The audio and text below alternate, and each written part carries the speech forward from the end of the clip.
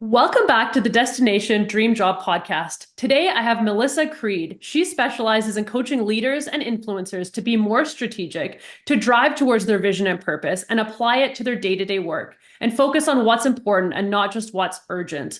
Melissa is an international best-selling author of Beyond Your Inbox: Intentional Leadership in a Distracted World. Thank you so much for joining me today. Oh, it's great to be here, Steph.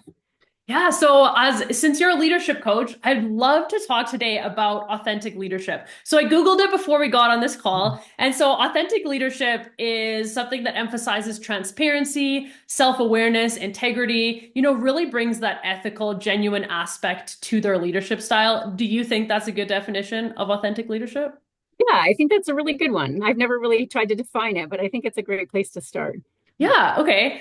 So when you think about being authentic as a leader, how do you think that impacts the organization and the people that someone's working with?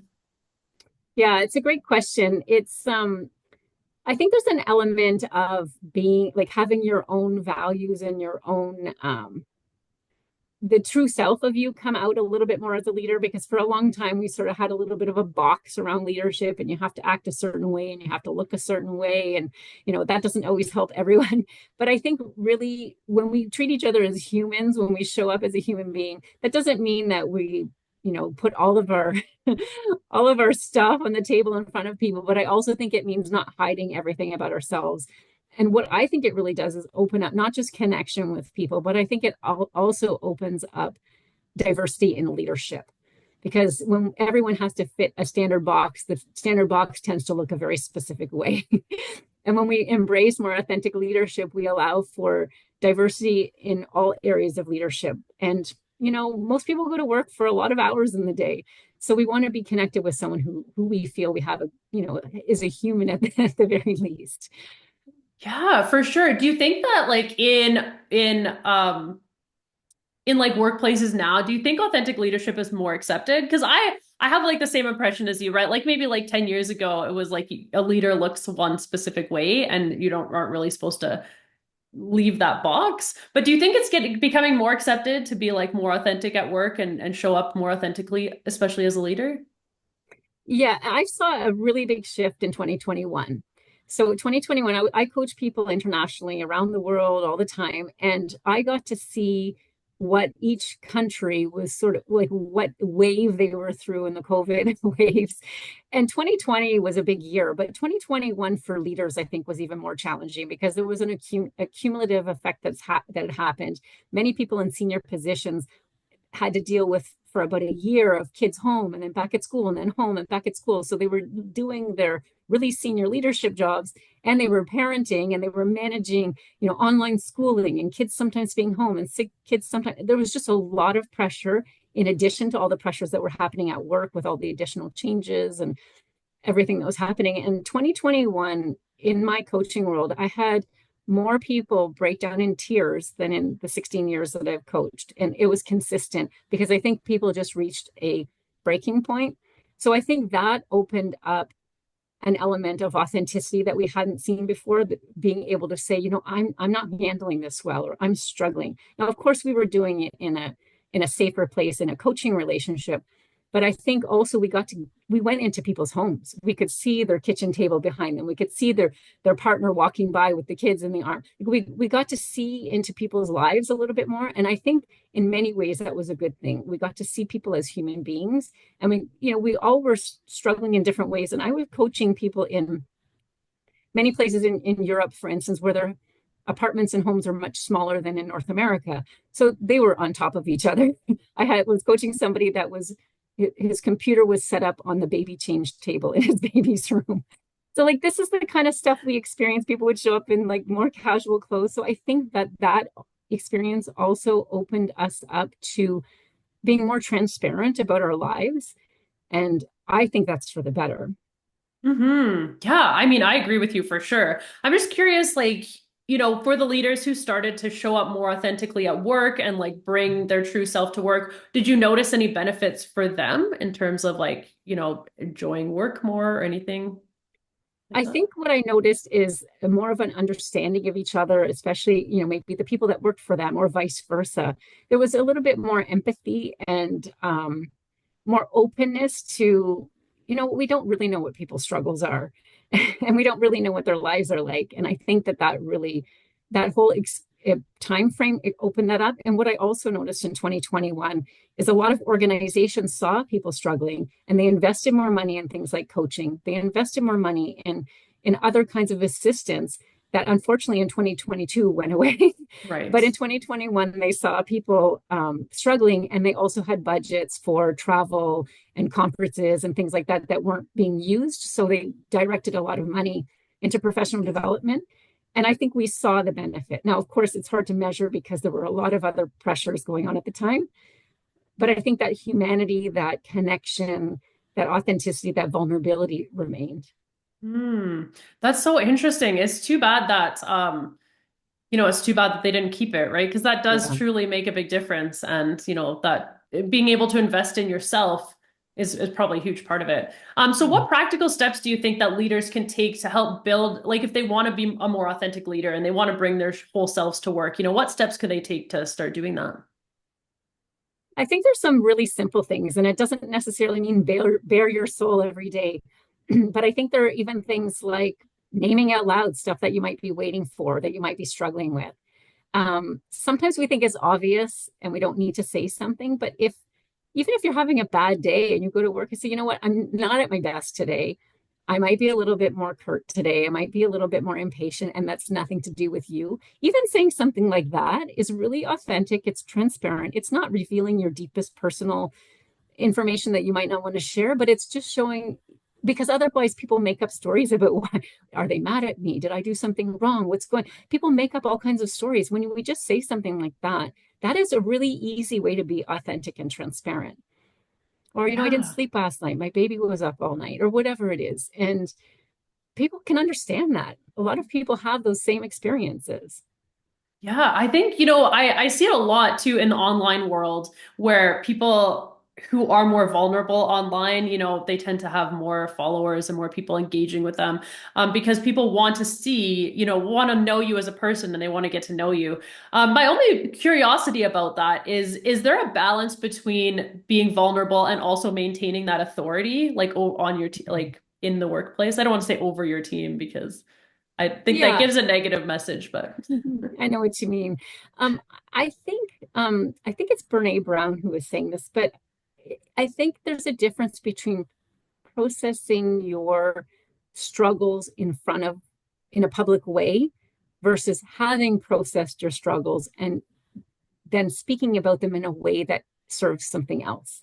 So if Mm. you're speaking about them in a way that serves the fact that you can understand somebody's struggles, or if it serves the fact that you've learned something from this, or you've changed from this experience, or you've had a new perspective, I think people want to know the outcome of that, or what the learning is, or how it's affecting it. I don't think we want to always publicly process the experience that we're having. Now, of course, if something tragic just happened in the world or in your organization, that is a time to be completely vulnerable, because all of you are experiencing that in the same moment.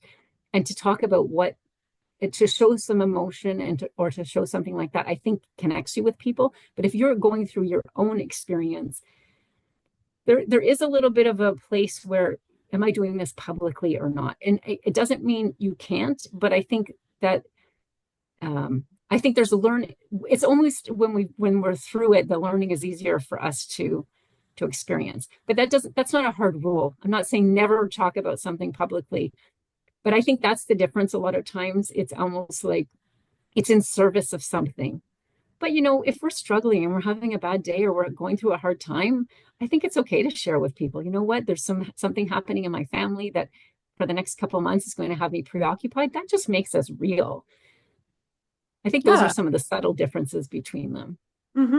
For sure. And I think that makes sense. Like when you think about it, from like a parenting perspective, you might share your struggles with your kids, but you're not going to process your struggles with your kids, right? You're going to Exactly. share, you might talk about how, this thing made you feel so that they can also express their feelings and feel like it's a Yeah, safe place, but you're not going to be like, what do you think I should do about this to your 6-year-old? So like, I wonder if exactly. it would be similar to that. Do you think that would be a good, of Yeah, it's a good analogy. And of course, we're talking about adults in the workforce, but it's course, yeah. sometimes when we're sharing these things, it we're sharing them and it's creating a burden on the other person. I think that's what you're kind of pointing to. Hmm.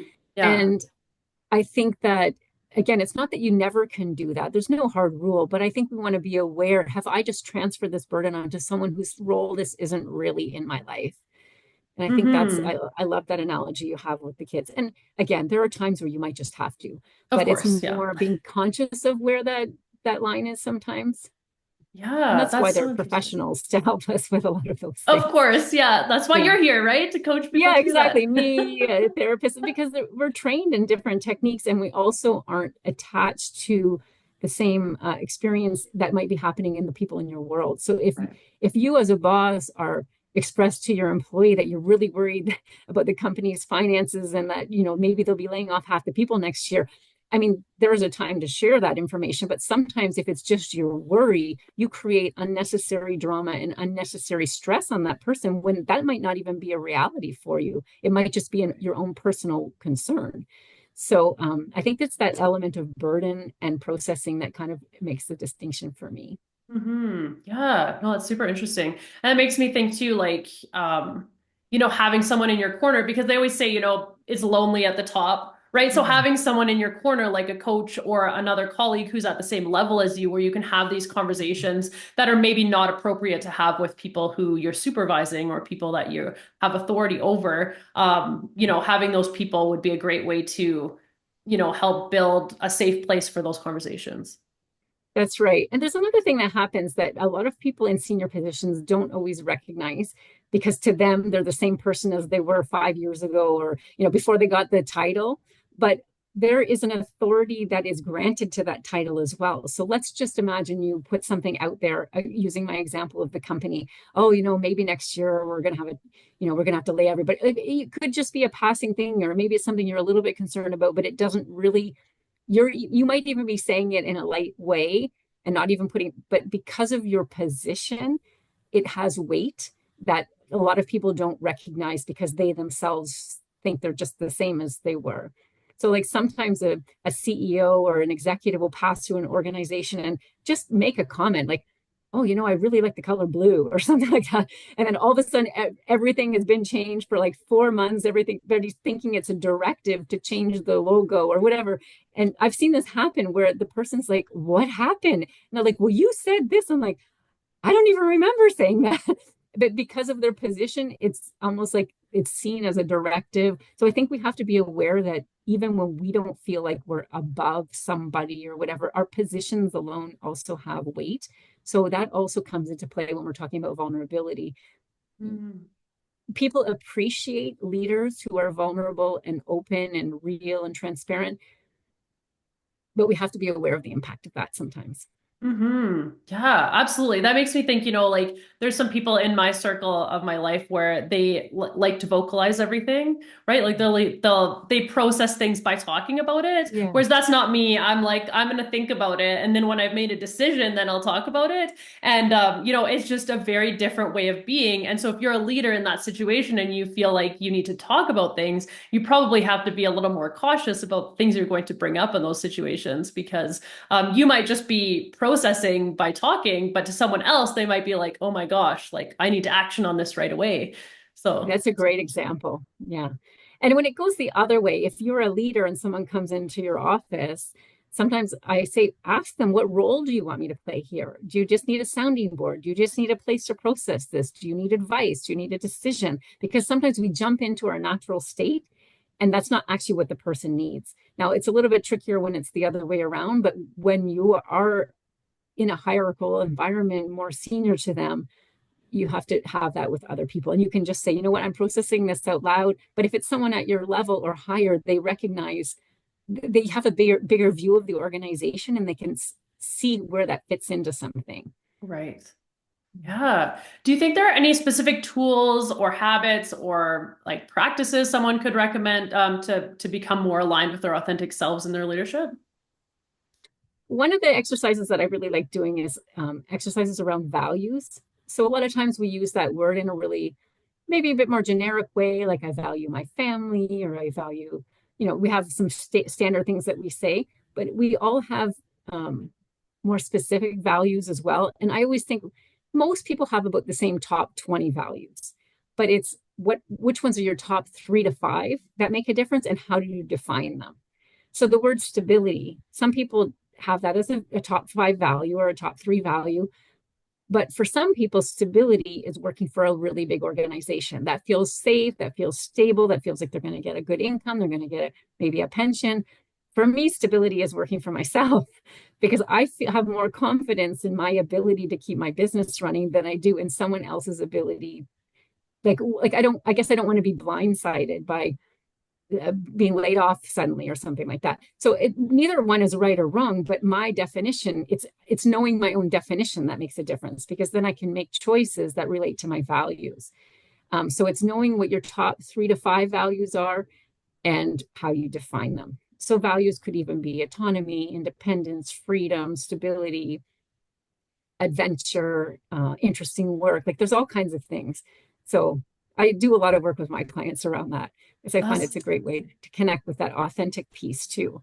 And yeah. even in relationship with others, you can decide like how that value shows up Hmm. in terms of how you connect with others and the types of things you do and that kind of stuff.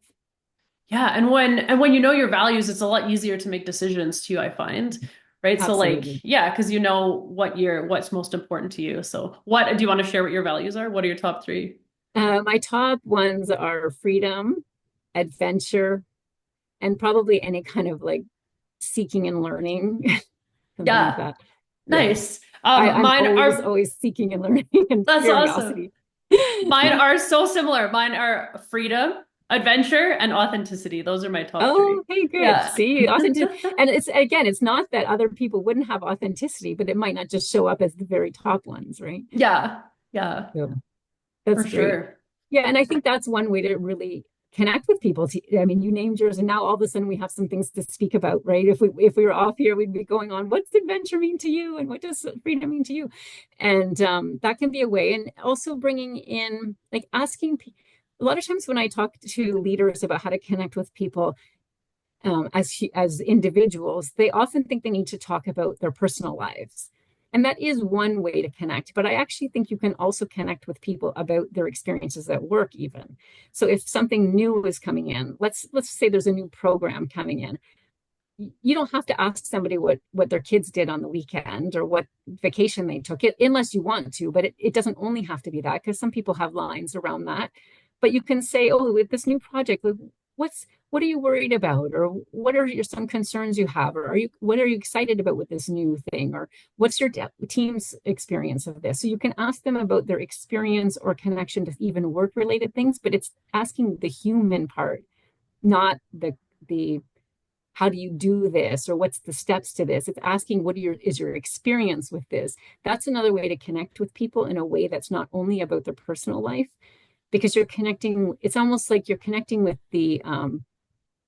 who they are, and how they're being in that moment, not just the technical part or the content part.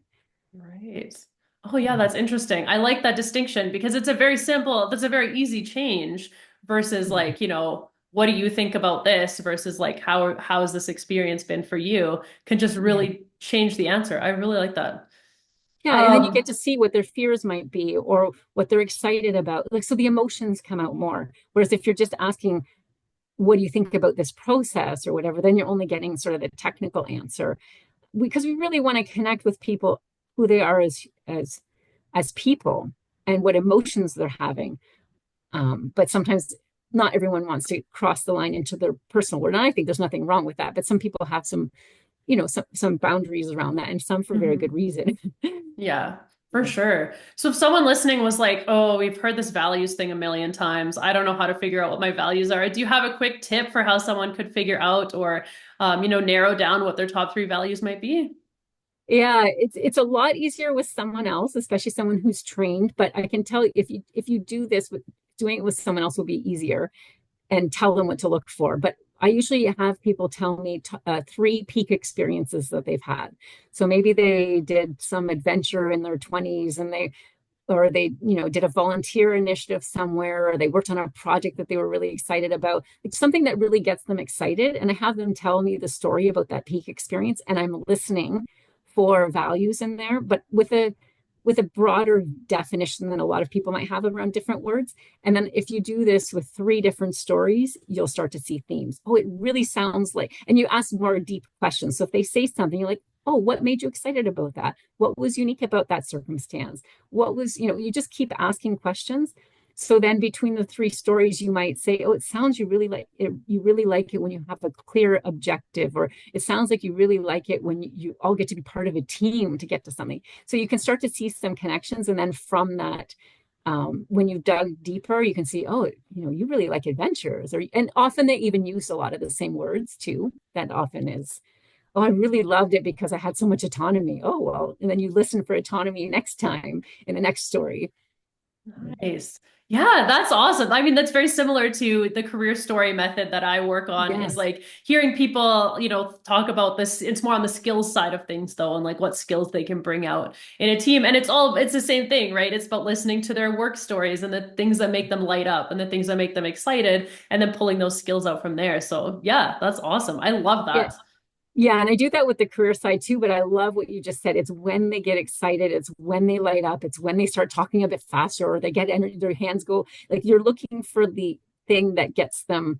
You start with peak stories anyway, or things that you get sort of prompt them to something exciting, but when they start telling the story and get kind of carried away with it in excitement, that's usually, oh, I'm going to poke here even more. And I'm sure you do the same on the career side. Yeah, absolutely. No, that's great. I mean, it's so helpful to have that outside perspective too, because I mean, I have my own coach as well, because the things I can sit all day with my journal, but the things that I don't know are the things that I don't know, and someone else can point them out to me and help me see things in a different way. And so that's why I just think the coaching space is so valuable. Yeah, I have many coaches and mentors. Always. I have always more than one. And I know for some people that's not always an option, but you can work with a mentor. You can work with, what I always tell people too is when coaches are going through certification programs or training, they're often looking for either pro bono or low cost clients just to get the hours that they have. So that's often a good time to get less expensive coaching if you're really wanting coaching and it's not in your budget. And a lot of times these people are coming with previous history of a career in something else. So it's not that they're brand new to life. They just are learning some coaching skills. So often you can get some really great, that's often what I tell people that might not have the budget for regular coaching. Look for someone in training. You'll get a good deal and they'll get the hours they want. You'll both win from that. Absolutely. That's a great suggestion for sure. My first business coach was someone who had just graduated from the ICF program and was trying to get their hours. And yeah, I Yeah. found it really beneficial. So absolutely. Yeah. So what is, if someone is like listening to this and they're like, okay, I really want to start leading more authentically. This is something I really want to do in 2025 this year. What is one piece of advice that you would give them? One thing that they could do today to kind of improve that? Well, if they're working in an organization, I think they should ask for coaching. It's becoming a big. I've seen a lot more people even negotiate that into their if they've been offered a job to actually ask for coaching, and it's a pretty reasonable ask, whatever level you're at to ask. And sometimes different levels might get different amounts of coaching, but a lot of people will still, a lot of organizations will still invest. Or if they're not going to invest fully, they can pay half and you pay half. Or I think people should invest in it themselves anyway because they get that money back in terms of promotions and raises and things like that. I have lots of great stories of that. But if you can get leadership coaching, that's going to be really, really useful to you in a career. So that's one thing I would definitely look at, either getting it covered or finding it yourself. And if you can get some kind of 360, like a professional 360 assessment, that's also quite useful, but those aren't always as easy to get in an organization. Really, really helpful to get feedback on that.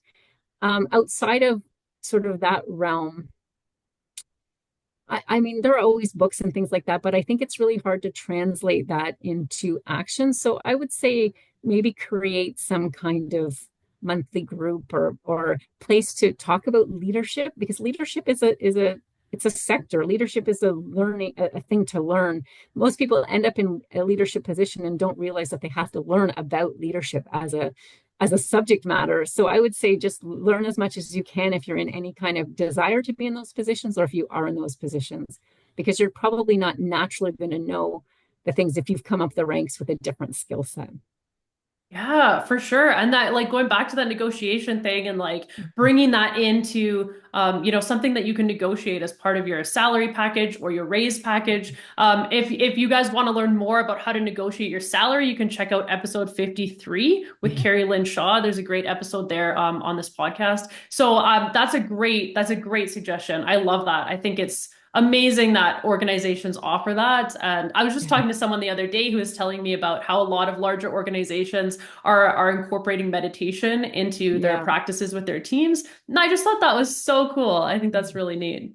I've seen a lot of that in the last 3 or 4 years as well. Yeah, so I think that that's one thing for sure that people can do. And coaching has 7 time return on investment, at least according to the studies. So there are business cases to make to your boss or to whoever is approving these. And I'm happy to give somebody like a strategy session about that, a free strategy session if someone wants to explore what that looks like. Awesome. Yeah, that's great. Thank you. And if people want to get to know you, if they want to follow your business, where can they find you? So on Instagram and TikTok, I'm a lead with Melissa. And I have leadwithmelissa.ca, not .com, but .ca is one of my websites. I have two actually. So that's probably the easiest one to remember. Perfect. Yeah, we'll include the links in the show notes. Thank you so much for joining me today. I really appreciate it. That's great. It's fun to talk about this stuff.